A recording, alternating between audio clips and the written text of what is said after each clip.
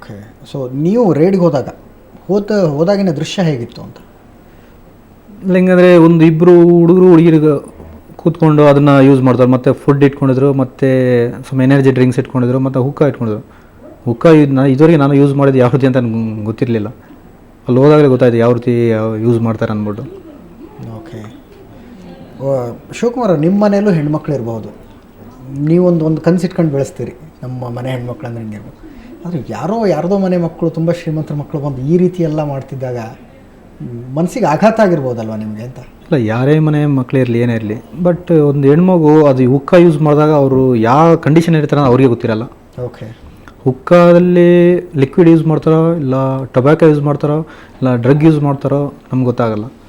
So ಆ ಹುಡುಗರಿಗೆ ಗೊತ್ತಿದ್ದ ಡ್ರಗ್ಸ್ ಯೂಸ್ ಹಾಕ್ಕೊಳ್ಬೋದು. ಅದರಲ್ಲಿ ಈ ಒಂದು ದಿನ ಫಸ್ಟು ಹುಕ್ಕ ಯೂಸ್ ಮಾಡೋದು, ನೆಕ್ಸ್ಟ್ ಸ್ಟೇಜು ಟೊಬ್ಯಾಕೊ ಯೂಸ್ ಮಾಡೋದು, ಅದಾದಮೇಲೆ ಡ್ರಗ್ಸ್ ಯೂಸ್ ಮಾಡೋದು, ಮತ್ತು ಬಂದಿಲ್ಲ ಅಂತ ಡ್ರಗ್ಸ್ ಯೂಸ್ ಮಾಡ್ಬೋದು.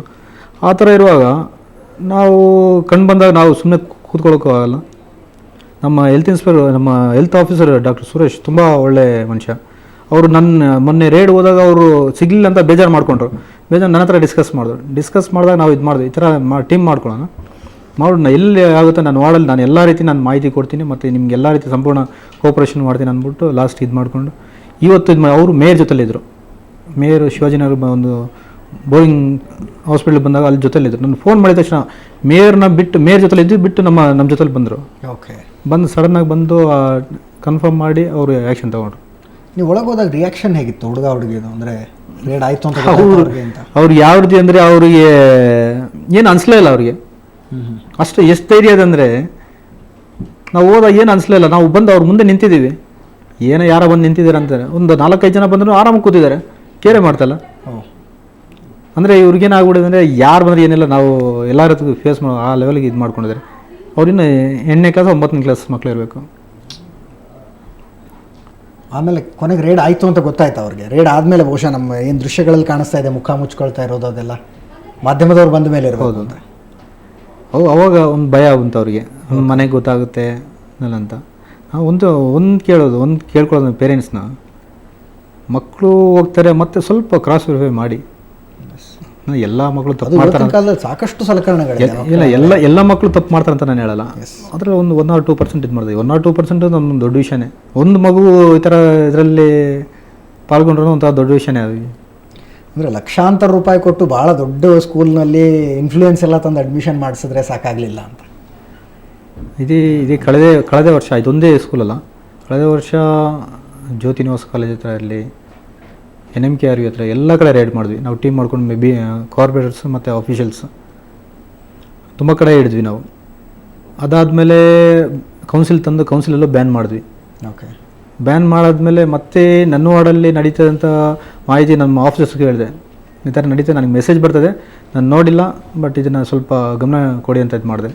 ಸೊ ಅವರು ಟ್ರೇಸ್ ಔಟ್ ಮಾಡಿದವರು, ಬಟ್ ಅವ್ರಿಗೆ ಸಿಗಲಿಲ್ಲ.